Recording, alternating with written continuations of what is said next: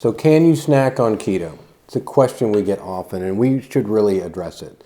So in this video, we're going to talk about kind of our two different upbringings, how that kind of evolved into our kind of philosophies on snacking and how we look at snacking. And we're going to take care of that in this video. Yeah, so, well, if we're talking about our upbringing, my upbringing as far as eating was much, much different than yours. And you know, for me, snacking was, I was an all-day grazer. First thing in the morning, breakfast, you know, last thing at night was ice cream and a big bowl of ice cream. You know, and in between there was all snacking. And that really shouldn't have counted as a snack because that was more like meal-sized calories. Yeah, you lived with me for a few. Yeah, yeah, that was definitely the way I would pile it in there. Yeah, I was. Yeah, it wasn't exactly the healthiest start, but that was always my mindset. I don't know if that was a family thing or not, but you know, I was just a snacker.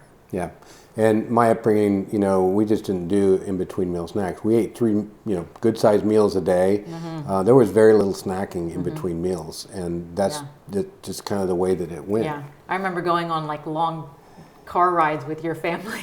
And wondering, when are we going to stop and get something to eat? That was like my high carb days when I felt like I needed to eat all the time. But. And I remember going on long car rides with your family, and we would barely be outside the county line, and the big bag of candy and snacks and stuff would come out in the car, right?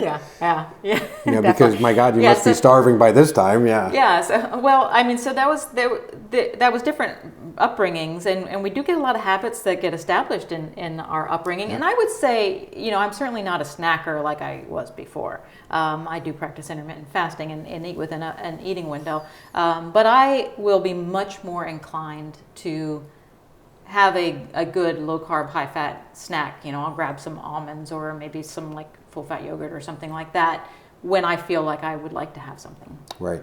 And, you know, and I think this idea of snacking has been kind of ingrained in this whole idea we need 6 small meals a day to kind of keep our blood sugar level, right?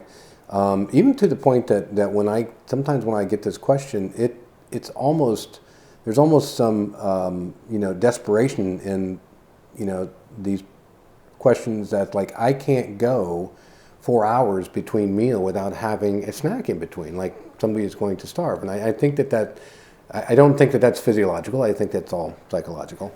I don't think it is physiological when you are eating a low carb or keto diet. And we've said many times I follow a low carb diet, you follow a keto diet. We've talked about why that is, just more variety, and I can get away with a few more carbs and things of that sort. But yes, you know, when you do cut carbohydrates and you are eating whole food, unprocessed carbohydrates, a big important part of it, that do not absorb super quick into your system and therefore, you know, cause your blood sugar to go up and down, you don't feel the need to snack as much. And I will say that when I'm walking someone through how to get started on a low carb or keto diet in one of our programs, or just, you know, helping them out, one of the things that I really emphasize is trying to fill up enough at your mealtime so that you don't feel a need that you have to snack. And that's challenging for people because one of the things that requires is to get enough fat in your meal. Right.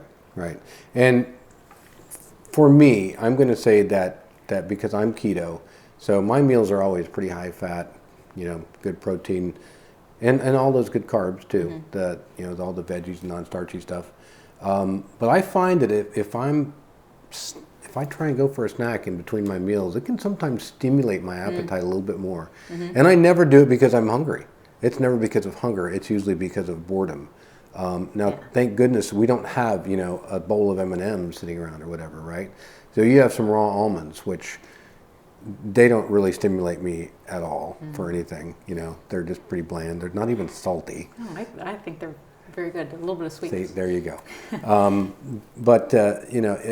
If you find that you have actual hunger, I think, you know, when you are on a low carb or a keto diet, I think you really have to look at what you are eating at your meals.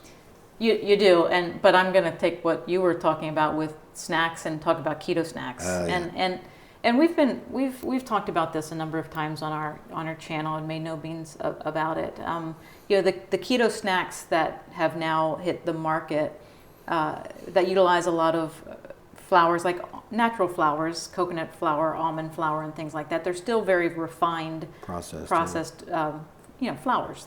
They're made into flour. They're going to absorb quicker than they would in their natural form, and that they will stimulate your appetite.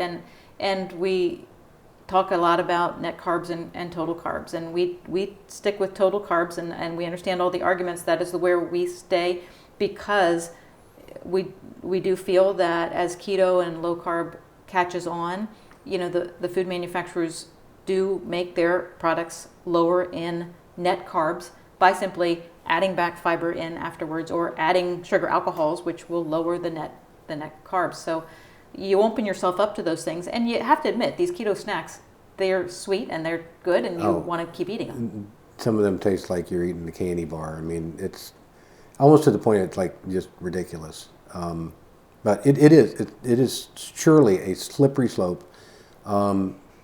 It's our personal position that we are going to always follow total carbs, because you can't go wrong there. Yeah, you're getting what you're getting. Right.